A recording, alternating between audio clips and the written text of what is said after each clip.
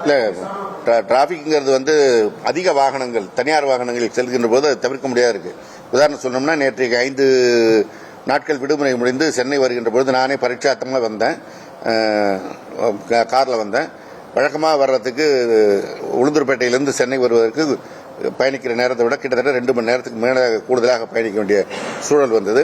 அப்போ நான் நேரடியாக பார்த்த சில சங்கங்களை இப்பொழுது துறை சார்ந்த அலுவலர்கள் இருந்திருக்கோம். நெடுஞ்சாலைத்துறை அலுவலர்கிட்ட சில பராமரிப்பு பணிகளை இதுபோன்ற நாட்களில் வைத்துக் கொள்ள வேண்டாம் என்று தெரிவித்திருக்கிறோம். அதேபோல காவல்துறையினரிடத்தில் பயணிகள் பயணிக்கின்ற வாகனங்கள் தவிர்த்து கனரக வாகனங்கள் நேற்றைக்கு இயக்கப்பட்டது. நானே பார்த்தேன்.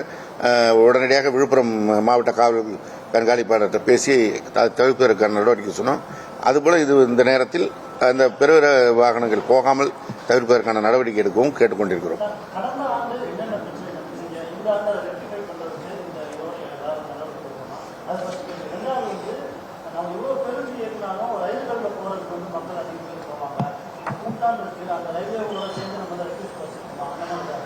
இல்லை, இப்போ உங்களுக்கு இதில் கொடுத்துருவோம். கூடுதல் சிறப்பு ரயில்களை இயக்குவதற்கு நம்முடைய தமிழ்நாடு அரசு போக்குவரத்துறை சார்பாக ரயில்வே துறைக்கு கடிதம் அனுப்பப்பட்டிருக்கிறது. அவர்களும் அது குறித்த நடவடிக்கை எடுக்கிறார்கள். எனவே அதன் மூலமாகவும் போக்குவரத்து நெரிசல் தவிர்க்கப்படும். இப்போ நான் சொன்ன மாதிரி நேற்று நான் நேரடியாக பார்த்த அனுபவம் போல கடந்த ஆண்டுகளில் நாங்கள் பார்த்த அனுபவங்கள், ஆம்னி பேருந்துகளை இயக்குகின்ற போது ஏற்படுகின்ற சங்கங்களுக்கு சமாளிப்பதற்கு போக்குவரத்து ஆணையர் அவர்கள் விரைவில் ஆம்னி பேருந்து உரிமையாளர்களை அழைத்து பேச இருக்கிறார்கள். அப்பொழுது காவல்துறை சார்பாகவும் கலந்து கொள்ள இருக்கிறார்கள்.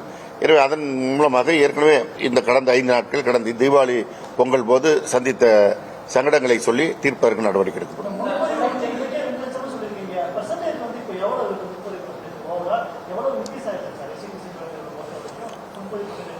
அதான் நாம் கடந்த ஆண்டு 3,01,000 பேர் முன்பதிவு செய்து பயணித்திருக்கிறார்கள். இங்கே சென்னையிலிருந்து போவதற்கும் வருவதற்குமாக.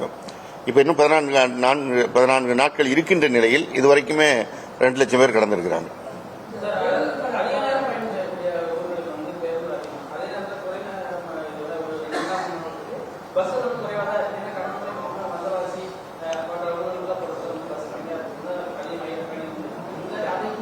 இல்லை, அதான் நீங்கள் போன முறையை விட நாங்கள் இப்போ இந்த போன ஆண்டு பரீட்சார்த்தமாக தனியார் பேருந்துகளை வாடகைக்கு எடுத்து ஓட்டுற நடவடிக்கையை துவங்கி இருக்கிறோம்ல, அது பார்த்தீங்கன்னா விழுப்புரம் போக்குவரத்து கழகத்திற்கு உட்பட்ட பகுதி தான்.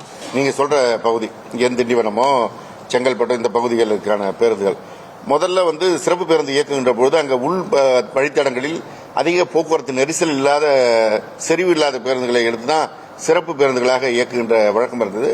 அதை தவிர்த்து அங்கேயே அந்த பேருந்துகள் இயங்குகின்ற வகையில் தான் இந்த தனியார் பேருந்துகளை வாடகைக்கு எடுத்து இயக்குகின்ற நடவடிக்கை துவங்கப்பட்டது.